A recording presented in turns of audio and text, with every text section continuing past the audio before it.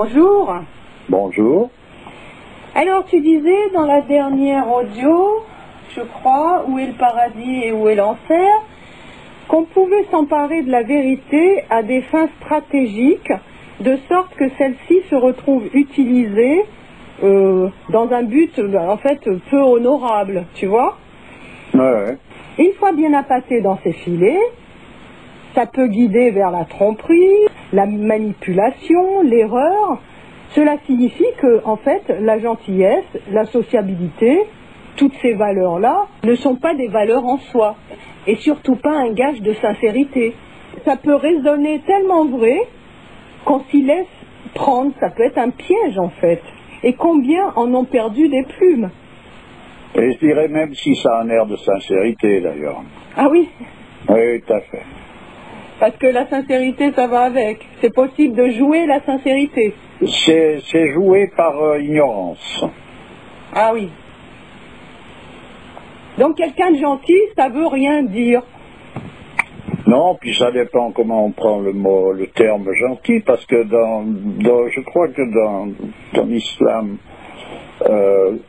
ils appelaient les gentils, c'était justement les tièdes. Ah oui, les tièdes, oui, mais pas dans ce sens-là, maintenant ça a une autre... Enfin, il y a je veux dire, il y a malgré tout, il y a un lien de parenté entre les gentils, comme on vient d'exprimer par rapport à la tradition, et les gentils, comme on l'entend chez nous en Europe.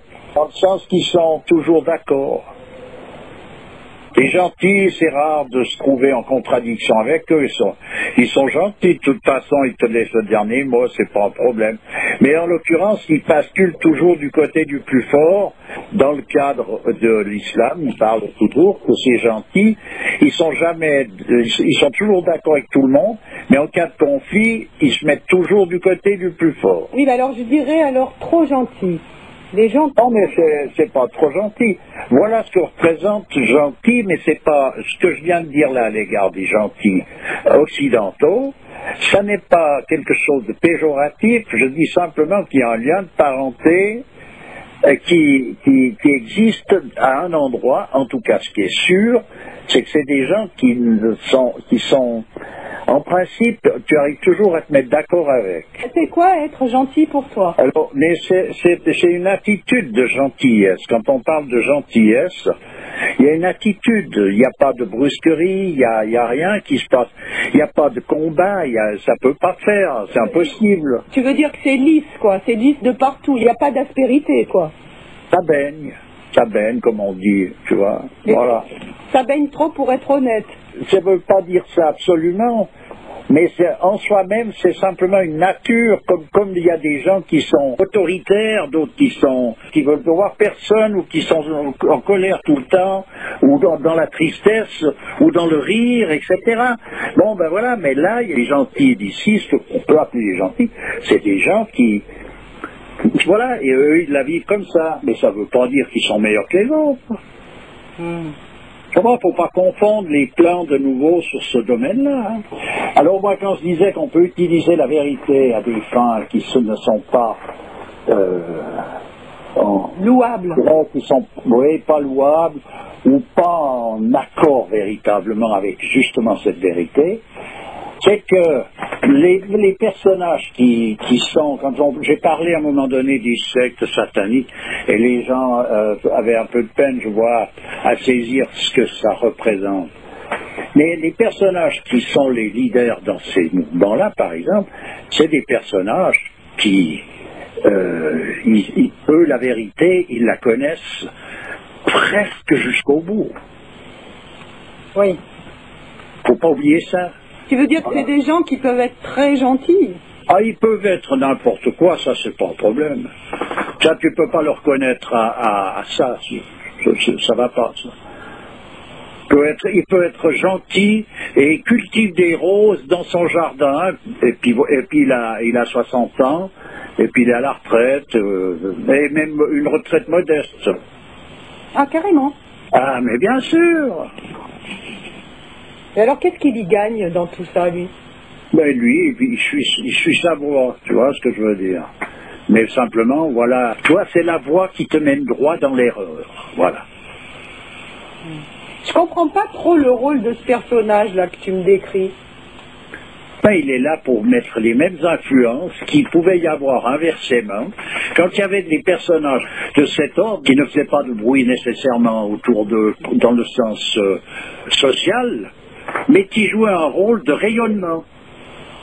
Et est-ce qu'il est conscient de ce rôle-là qu'il joue? Je dirais que dans l'absolu, c'est à son insu, évidemment, mais c'est dans l'absolu. Autrement, dans le rôle qu'il joue, il est très actif dans le sens que, tu vois, il y a des rituels, il y a des choses à faire, il n'en oublie pas une.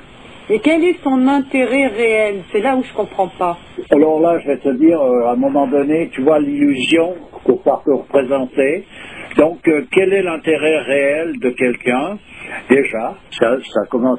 Oui, mais il y a bien quelque chose qui l'anime, comme tu vois, cette flamme qui anime un croyant. Ben lui, c'est un vrai croyant aussi, tu rigoles. Et il croit en quoi? Il croit à l'inverse de ce qu'il faudrait croire. Disons, il est à l'envers du truc. Est-ce qu'il est le mot de diable dans... Ah ben, certainement, mais il faut aller voir si tu veux. Moi, je ne veux pas rentrer dans les détails pour savoir qu'est-ce qui se passe exactement là-haut et commencer à tartiner ça. Ça n'a pas d'intérêt, en réalité. Comment il fait, qui ci, qui là, qui tralala. Ce qu'il faut savoir, c'est que on peut s'emparer de la vérité et puis on peut l'utiliser à mauvais escient, au même titre qu'on peut faire l'inverse.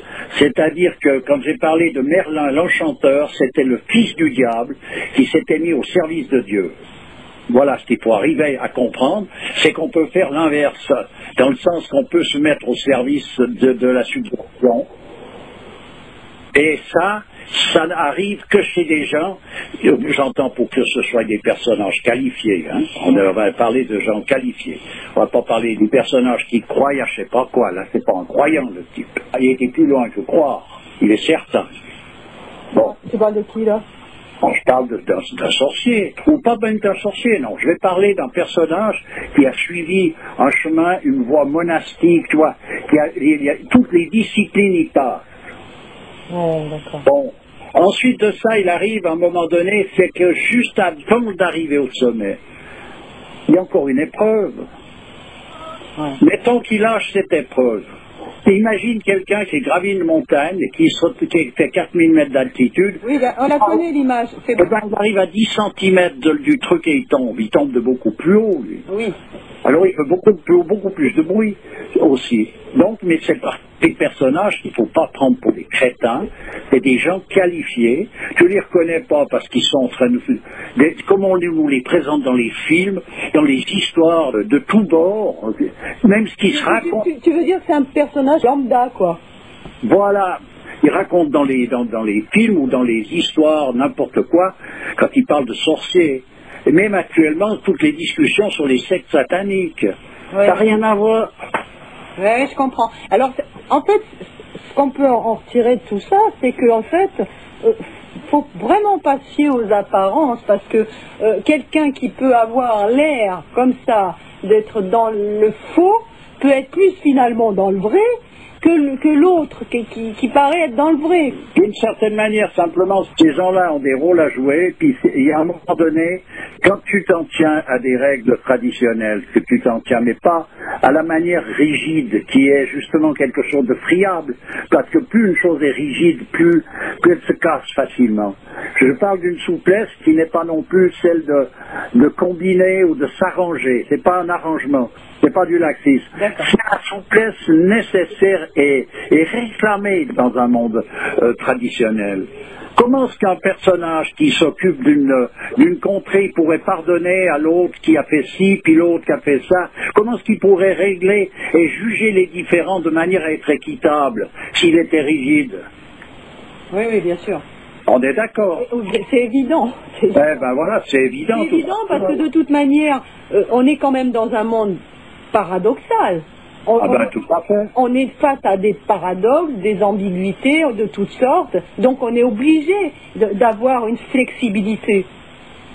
Déjà, on est obligé de l'avoir, et puis en plus de ça, si on s'en tient donc à la règle, à ce que les sciences traditionnelles nous ont apporté, Tu t'y entraînes à la souplesse.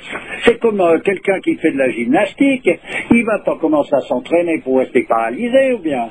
Ah oui, c'est clair. Et ben voilà. Mais simplement ce qui arrive là, en l'occurrence, dans ces gens qu'on disait en parlant du fils du diable au service de Dieu, c'est que tu les repères pas donc par des phénomènes extérieurs. Tu vois, c'est à un moment donné, ils sont très bien cachés, eux aussi. Ils sont très bien cachés, mais il y a un endroit où ils peuvent pas se cacher, c'est tout.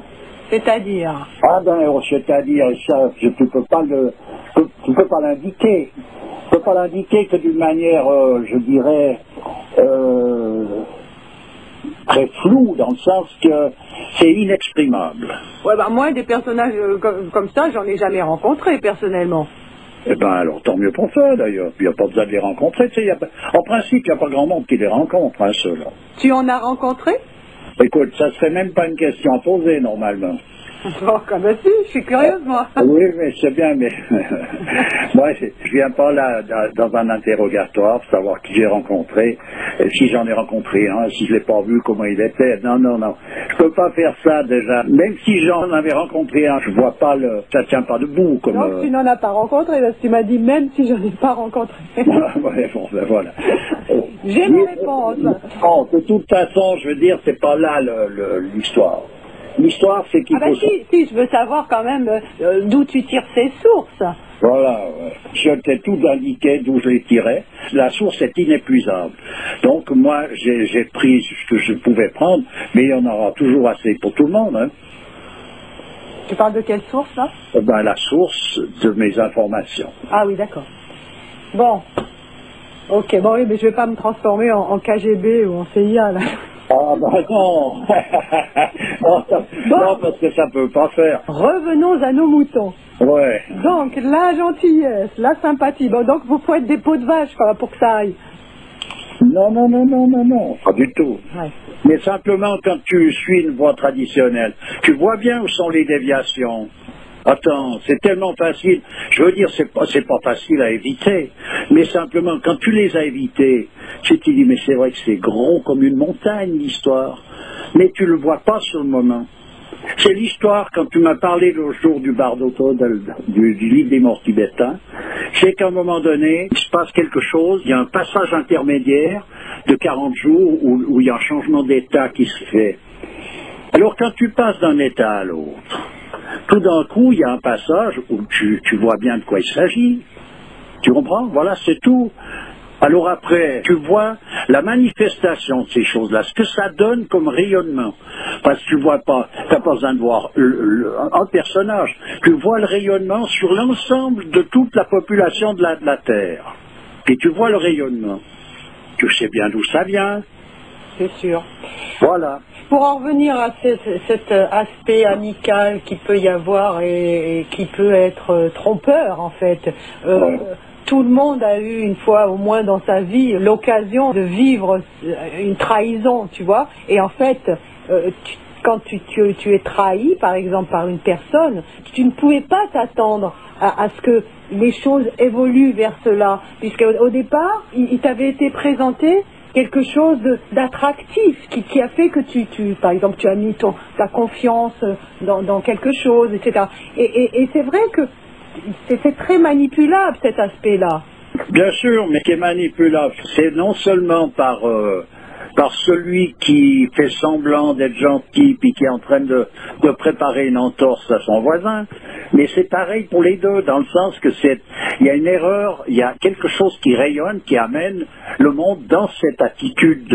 Tu veux dire que celui qui a trahi n'est même pas conscient des enjeux? Il peut y être conscient, plus ou moins, sa vraie conscience, parce qu'on parle de conscient dans le sens que mentalement il peut entrevoir le truc, mais la vraie conscience, il y a quelque chose qui lui échappe. Hein, oui, parce qu'en fait, par exemple, je te donne un exemple, quelqu'un qui t'emprunte de l'argent, il peut te regarder dans les yeux et te dire, t'inquiète pas, hein, je te les rendrai, hein. Et à ce moment-là, il est sincère, hein. Il est sincère. Bien sûr. Toujours est-il qu'il peut tout à fait t'entourlouper au tournant d'après. Oui, mais puis même dans le même tournant, hein, il n'y a pas besoin de tourner deux fois, ça c'est clair. Non, je suis d'accord avec tout ça, mais j'entends, je veux dire l'ensemble. Pourquoi est-ce qu'actuellement, Il y a plus, je vais te dire, dans une civilisation traditionnelle, il y avait des lois, des règles, comme on a ici des lois, des règles, etc. Simplement, ces lois et ces règles étaient faites pour, chaque fois, dans toute situation, ramener de l'harmonie. Alors qu'ici, ces règles, elles sont faites pour foutre les trucs à l'envers les uns sur les autres. La règle sociale, le mouvement, le rayonnement de tout ça, t'es incité de toute manière pour aller mettre la pagaille dans le monde. Ouais. Voilà. Alors donc, c'est ce qui arrive, et c'est ça les rayonnements. Il y a eu des périodes, par exemple, je vais te citer un cas.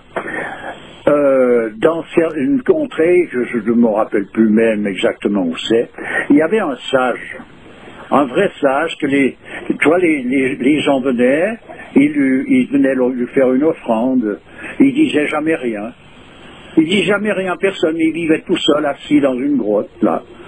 Puis on venait lui apporter un petit peu de soupe, et il restait en prière, continue, constamment. Donc, puis au bout d'un moment, les gens se demandaient, mais qu'est-ce qu'il fait en fait, lui? Parce que on va lui donner à manger, on est tout le temps là, il est là, mais il bouge pas, lui il est là, il est tranquille. Bon, s'il y en a qui se posaient cette question, à un moment donné, ce sage est mort. Juste après sa mort, ça a commencé à être la pagaille dans la ville, dans les environs. Donc il rayonnait de telle façon à ce que les gens vivaient en harmonie. Voilà. Tu vois? Voilà, c'est le pouvoir d'un homme quand il se soumet à Dieu, parce que c'est Dieu qui rayonne à travers lui. D'accord. Bon, écoute, l'interrogatoire est terminé. Ah ben merci, je vous remercie. À bientôt. À bientôt. Au revoir et bonne journée. Au revoir.